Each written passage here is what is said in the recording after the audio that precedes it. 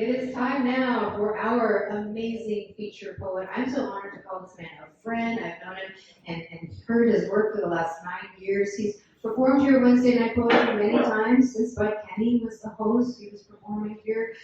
His name is Zachary Crowe. He came to us tonight from Little Rock. He splits his time between Little Rock and Florida. There's an awesome little dog named Yorkie, named Roscoe. Let me tell you more about him professionally. Zachary Crowe is a storyteller, filmmaker, ordained minister, activist, and poet. Crowe splits time between Little Rock, Arkansas, and Ormond Beach, Florida, where his partner Beth currently resides. After spending 2 years living alongside and learning from homeless, incarcerated, and formerly incarcerated folks in Atlanta, he returned to Little Rock, where he serves as the executive director of Decarcerate, a grassroots campaign working to end mass incarceration in Arkansas through education, smart legislation, and direct action. Crowe is the author of 2 chapbooks, 30 and Lilac. His first full-length poetry book, Dancing in the Eddies, was released in 2018. His work explores the intersections of race, class, religion, and life in the American South, attempting to critique the American empire, oligarchy, and systems of domination, exploitation, and oppression. Now buckle up, buttercups. This is my friend Zachary Crowe.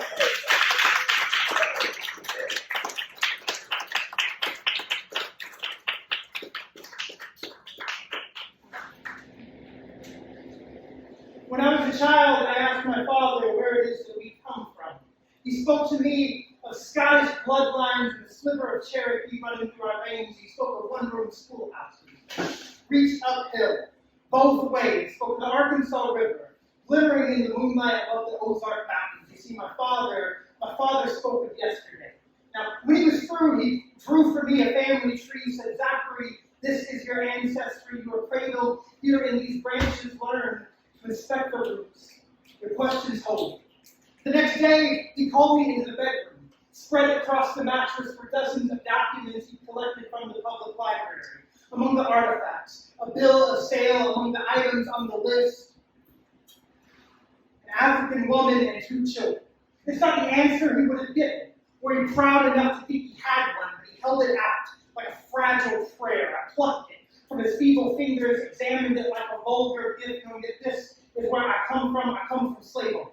From the captain's quarters of ships set sail on the southern passage, from skin stripped off backs and the giving end of whips and chains for picnics and postcards. You see, my family's hands have clutched on tightly the prejudice and fire hoses, laced knots and nooses, besides the triggers of gun throw, racism, and bloody knuckles that men with brown faces flicked cats with 9 tails into fury and wind. Does it surprise you then? The last name's Crowe. My skin, the color of gems. It's been ages since them boats sailed across them waters. They say the sharks are swimming the currents of the slave ships. Now, researchers say it is ingrained in their DNA that still, even today, they're searching for blood in the water. I am my father's son. Trying my best to make amends, and I know these words are never going to be enough, but I'm a poet.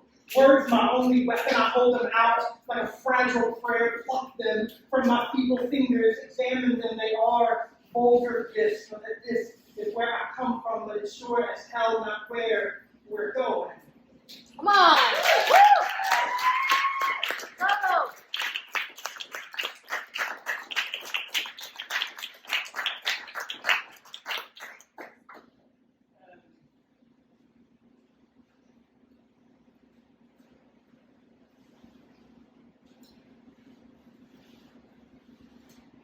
A couple of years ago, a Little Rock police officer named Charles Starks murdered an unarmed black man named Bradley Blackshire. Bradley was the son of friends of mine, Kimberly and D'Angelo, and so I became involved in the protests that popped up after the murder of Bradley. Myself and about 10 folks were arrested at that protest, or one of the many protests, and charged with jaywalking, scandalous, I know. But I wrote this poem in it also. For Kimberly, staring at my blood-red Nikes, I'm reminded of him. The way a cop thought himself magic, turned gun into pain. Bradley the only one to disappear. Behind the bars, we speak of Jesus, that brown-skinned rabble-rouser who cast out demons and sent an army of pigs to their death. Down the hall, comrades and punks turn full-on girl riot, smear their sandwiches across the wall, flood the toilet, pray for baptism, all the while knowing the system cannot be saved, but the rain comes anyway. The tears of 1,000 mothers flood the cell, each drop a memory and a prayer for resurrection. Soon there is a river and we are children waiting in the water. A slow simmer and the whole room boils. Here we are birthed anew. We arrive in protest and depart with.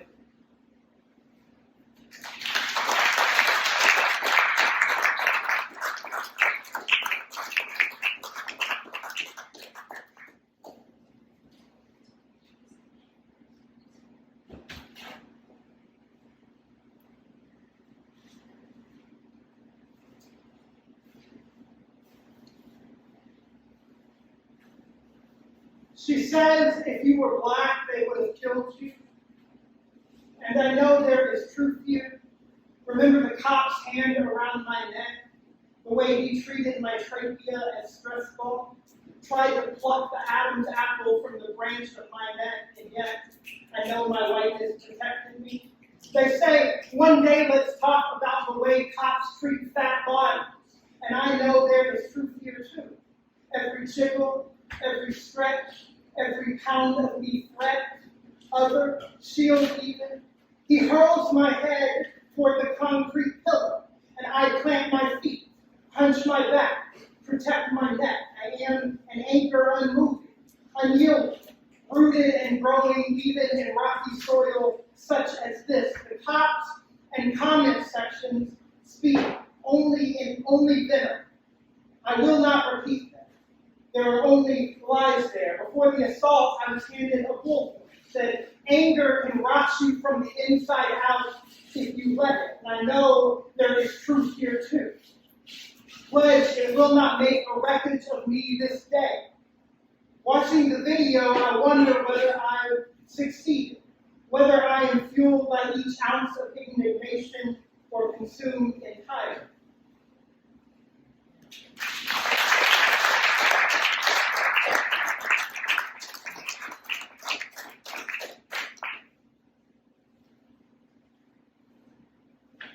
Last night there were no cops, only overgrown cruisers taken by the kudzu and generations of a hard-won war. Last night sirens were reclaimed, played on turntables, and the people danced to this strange music, knowing there were no guns at the note's untimely end. Last night every wall had long been scaled, every door unlocked, every stone unturned, every bar burned beneath the welder's final act of creation, a jungle gym where children played under clear sky. Last night, the people ate at a table they built with their own hands, and then I woke, only to conspire again and again.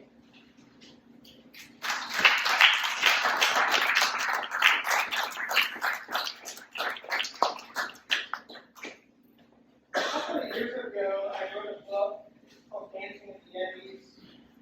It's really weird.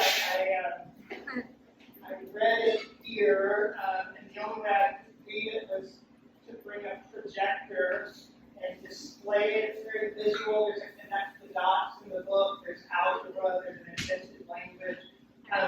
My friend Brian Borland says, when you write a book, you should think about all the ways that those poems get delivered from a microphone, which is really good advice that I didn't take. It's a really hard book to read from, which is difficult when you're trying to sell copies of a book. So I'm going to read the one poem I think that I can, and we'll see how that goes.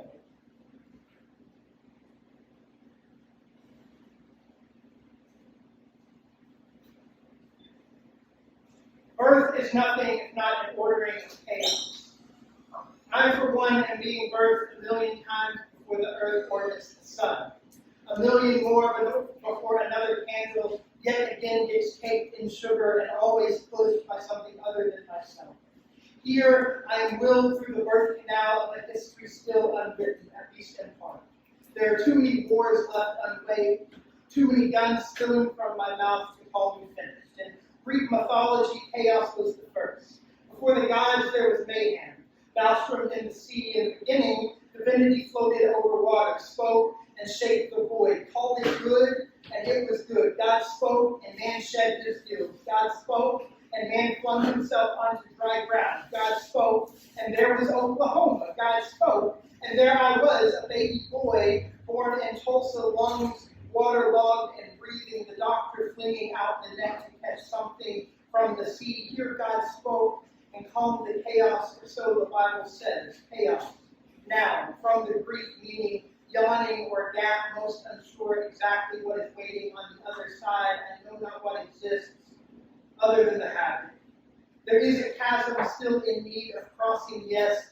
The poet Ovid called it maps, a shapeless heap, and I would like to think whatever else we'll find is worth calling good, is worth calling by a name, that I am not a shapeless heap, that there is heap and shape here, Zachary, proper noun from the Hebrew, meaning the Lord has remembered, meaning 8 pounds 2 ounces, meaning healthy for a season, meaning water conforms to the shape of the jar, which is to say I am the jar and the water poured out. My mother tells me I arrived with the sun, bloody and staggering toward the light. Here, a hue of orange cracks the sky, and the Arkansas River turns to diamond shine. Here, another catfish sprouts opposable thumbs to the sound of nurses brewing coffee for their AM shift. Here, cuttlefish swish their insidious ink as the current of the ocean runs, and I become a body of water worthy of the crossing. A violent roar rolling into watershed, yet somehow worthy of the name. I am not sure there is a better metaphor than this. To arrive at the precipice following a night of hard labor. Isn't that a holy thing? Isn't that worthy of a shape and name?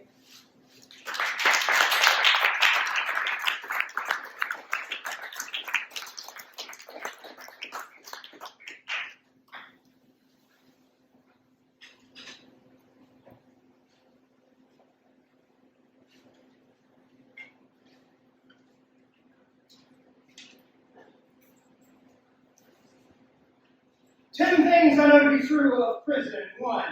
On the day I forgot my driver's license in the pocket of my jeans and snuck into a prison visitation, I knew, beyond a doubt, to hell, a lot easier getting in than it is getting out to. I have heard mothers sing through untuned telephones, lullabies strung like Christmas lights across the evening sky, their songs carried on the wings of birds flying home for the winter. I have heard them. Tonight, let us hush our voices in the silence of our freedom. Perhaps you will hear them too free. My friend Lindsay gave birth in prison. When I asked her to relive the trauma of an adoption carried out against her will, she tells me, Zach, I've blocked it out. Thank God I've blocked it out for her. My friend Daniel lived on Georgia's death row. Told me that lying on a concrete bed had a way of treating the human spine like a riptide. Reads the news.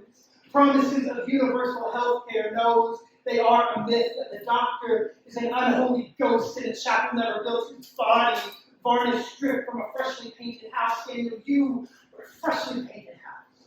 I tried to make it offense you, called you monster as if they were not the ones to haunt your dreams. Daniel, if there is such a thing as true repentance, teach me what it means to live within my own skin body. If I'm being honest, when they murdered Daniel, it's been a while since he'd spoken. He quit writing letters the day I moved to Arkansas. I don't blame him. Everyone Daniel cared for left against his will sticks. My friends speak of Netflix and making a murderer as if Stephen Avery were the only innocent man every time for a crime he did not commit. What pisses me the fuck off is it took a goddamn Netflix series to piss you the fuck off, Kevin. Last time I took a road trip, I drove through McDonald's, tasted prison labor atop my tongue. My cabinet is filled with granola from Whole Foods Market. We are all made sinners in a system built by change. 8. Darren Rainey was murdered by prison guards in Florida and no one noticed. Forced to stand beneath a scalding faucet, his blood was a rolling boil, the skin slipping from his limbs, his friends forced to clean the shower pit, bits of flesh and place them in rubber shoes. When we use words like rehabilitation, I don't know what the fuck it is we're talking about. 9, if I had more time, we'd parse the details of the devil. Use words like school to prison pipeline. I tell you how the 13th Amendment did not abolish slavery, it built a cage around it. I read you told it was Daniel stuffed inside his leather sack. Someone should hear the rumbling in our souls' skin. The Sunday after Daniel's execution, the preacher spoke of resurrection. Jesus and the lame man he ordered to walk. I was not sure if he was speaking to me, but my legs felt tired, my body like a bag of bones, and I could not move. I did not believe in empty tombs. When I made it home, I pulled the laptop from my satchel, the keyboard, the only way I knew how to mourn, so I sat and I typed this poem, my fingers, a wayward song in my heart, the only rhythm for their funeral dirge, their broken lament that plays and plays and plays again most days. I do not know if I believe in resurrection. Perhaps this poem is enough, though. Perhaps poetry is resurrection of a much different kind. Woo!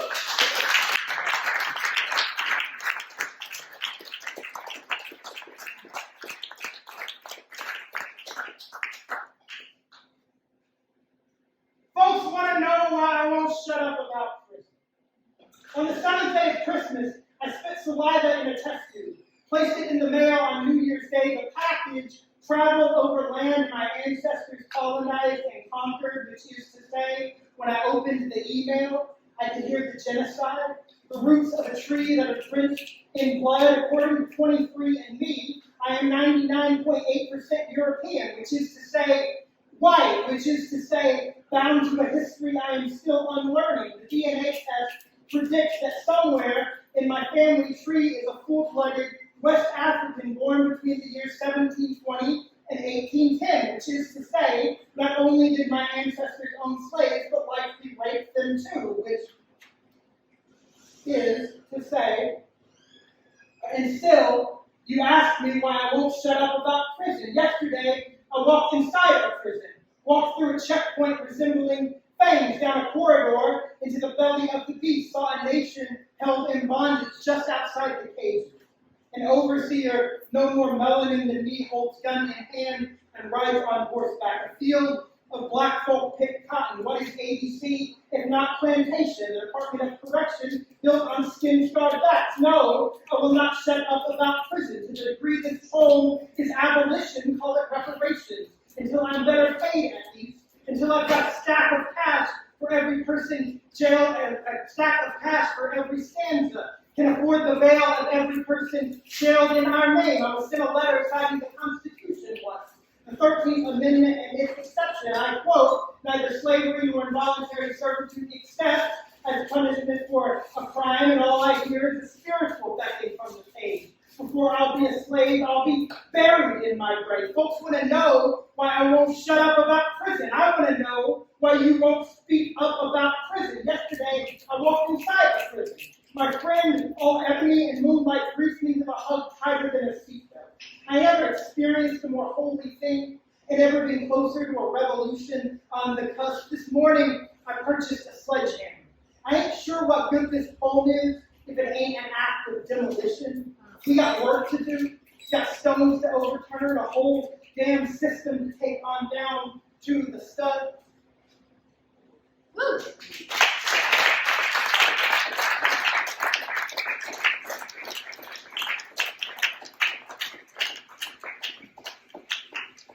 Self-reflection in 9 parts. 1. I was born to a mother mourning a stillborn dream. Her firstborn and second pregnancy, we both screamed the entire time. Most days, we still do, obviously, or otherwise too. My temper feels of smoldering smoke. Most days, I am incapable of identifying the source, but there is so much kindling in this timber thicket, and I'm still learning forest restoration. Controlled burning is a science, and most days I forget my lab code 3. I've got abandonment issues. I collect them when my mother collects birdhouses and my father collects those antique keys. I play them like a game of solitaire. This, another game I play against myself for. I've taken to spending most days with my dog, believing he's the one long as I keep the pantry stocked with puppy treats. My bark has always been worse than my bite, but I do have this tendency to chase people away, to blame myself for every damaged cell, self-constructing in a symphony of cellular deconstruction. I know that's a paradox, but so am I. Death is always messy, regeneration never easy. 5. The faith of my father is a stingy thing, and I'm still learning the art of forgetfulness, how to pick apart religion's yo-yo, cut the string, pull the plug. Some days I still believe in God. Most days I don't actually know what that means. 6. I am learning what repentance feels like across my parched and swollen tongue.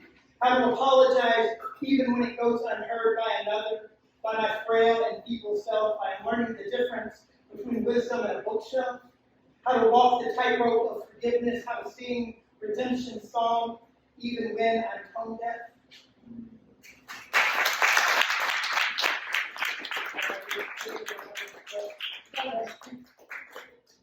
This body is a haunted house. Every pound a ghost and I a sinner in this church of self-control. I go to the gym, call it exorcism, sweat holy water from these pores, forego communion feast, and dream of the me I will one day be, which is the challenge, I suppose, to love yourself even as you are becoming a. On a kindergarten field trip to a hospital emergency room, I got my scalp stuck in an automatic door.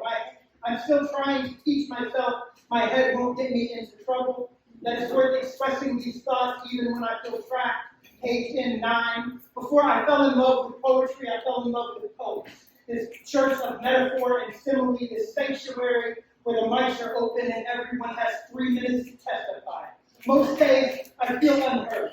A dog whistle in a crowded restaurant, a whisper at a Van Halen sound check, balloon pop in a war zone. I am still learning. I have something worth saying. I am still learning how to say it on days there are no microphones. Wow.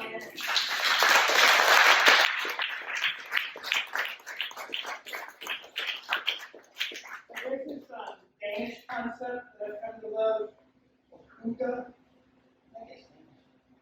Like, generally it translates to the word cozy.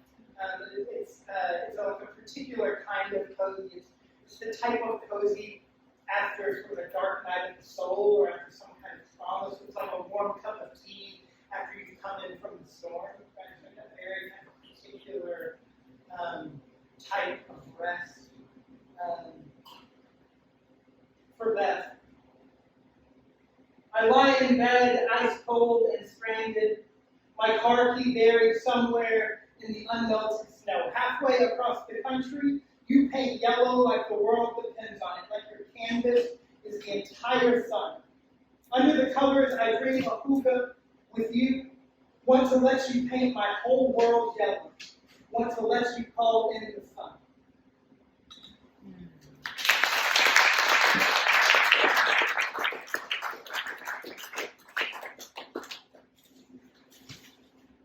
Did you know there's enough DNA in the average person's body to stretch from Pluto to the sun 17 times, which means that if you were to stretch me out to my very brink, there'd be a piece of me left on all 9 planets? Did you know Pluto's not actually a planet, it's just a dwarf planet? Did you know that most days I feel so very small in the sunlight of you? Did you know there are 8 times as many atoms in a teaspoonful of water as there are teaspoonfuls of water in the Atlantic Ocean? Did you know I'd swim the Atlantic Ocean if it meant I'd make it back to a place worth calling home, which is a bit cliche, I guess. But I've been working on my backstroke and trying not to rock the boat, but these are shark-infested waters, and I never learned to butterfly. Did you know that most days I am full-on cocoon? Did you know that a teaspoonful of neutron star would weigh 6 billion tons? Did you know that my heart is a neutron star and it's pounding against my ever-loving chest? Did you know that under the right conditions, water can freeze and boil at the same time? Which is to say that I am nothing if not a paradox. Woo!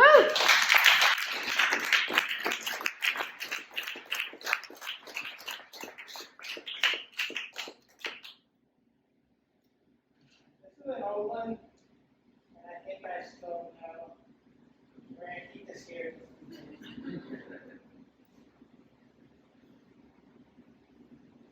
I need you to know I loved you once. I remember the day we met. You walked in wearing red and white and blue and talking about people's inalienable rights, and you took my breath away. In America, something seems to have changed, and I think we need to talk. We need to define the relationship. I'm thinking maybe I need a little space to see it through. Your politicians and your advertisers, too, always seem to know just what to say to make folks want to love you. But America, I think we have a few irreconcilable differences. You see, I've always been a lover, never a fighter. You've got a real mean anger streak. You're always picking on folks who are smaller than you, always getting into scrapes, and when a problem comes your way, you always seem to have a drone or an atom bomb handy. When you moved into the new house, you took it upon yourself to kill the neighbor's buffalo. There's missing signs up all around the neighborhood. If I had to guess, I'd say you know something about that Cherokee couple who you slid around the corner, or that African man who's all been scarred on his back. You see, it never really seems to be enough for you.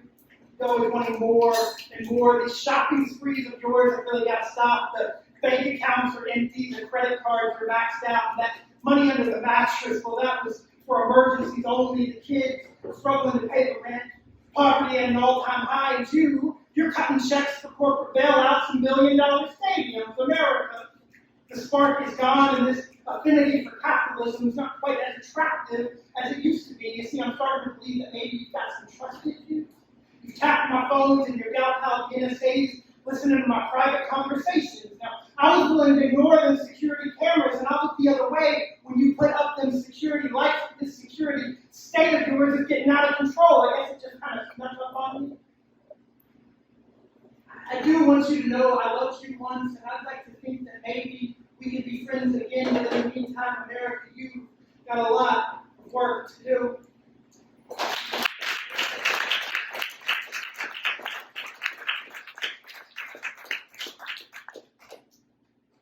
Give us one more, Zach. One more.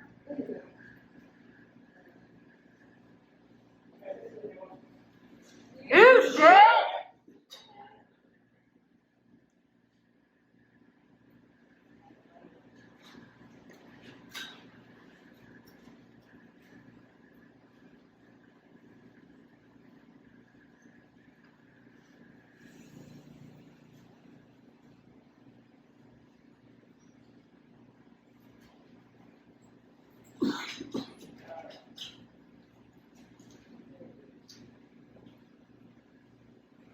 Genocide in 3 parts. Part 1. And God says, let there be light, and there is light. Calls it good, and it is good until it isn't. God says to Cain, your brother's blood cries to you from the ground. Cain flees and builds the world's first city, which is to say, becomes a settler. Builds it on soil forced to swallow blood, murders the shepherd, and builds the world's first empire, precipitates the bulldozer, paves the garden, and builds a parking lot, rapes the land, depletes the soil, disappears the honeybees, boils the globe. Empire has always necessitated mass extinction. History lesson. Abel was a shepherd. Shepherds tended flocks, foraged for food, resisted mass migration, resisted civilization carved from the bones of colonized and kidnapped people, resisted cities too. Columbus commits genocide and calls it destiny. Cain spills indigenous blood yet again, builds an empire with stolen hands. History lesson. Indigenous people were eliminated to the tune of 95%, somewhere between 60 to 90 million killed over 500 years. 12 million Africans kidnapped and carried across the Atlantic. 30 to 40 million dead before arrival. And yet, the shepherds resisted, sharpened tomahawks, crafted arrows, escaped, hurled their bodies overboard, which is to say, resisted mass migration, resisted cities, resisted civilization carved from the bones of colonized and kidnapped people free. Genocide in Gaza, and Joe says nothing. God says, the blood of Palestine speaks, cries to you from the rubble. Again and again and again, the media is silent, but the shepherds speak. David has always taken aim at Goliath, hurled rocks at metal monstrosities. History lesson. God said, your sibling's blood cries to you from the ground. Sounds like white phosphorus and stifled breath. Mass displacement, forced migration, genocide. Sounds like 40,000 lives lost. Sounds like this poem is already dated. Sounds like nothing new. Settlers have first but not the last, which is to say that the blood is speaking still. Cain has called your siblings to the field, has struck them down, is calling them again. What say you, shepherd? Must we carve from bones to build?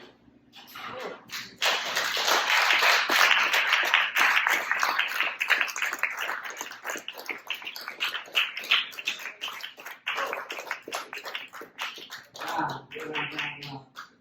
Everybody take a deep breath in. Let it out. Talk it up one more time for Zachary. Slow. Who's covering? Who's covering after this?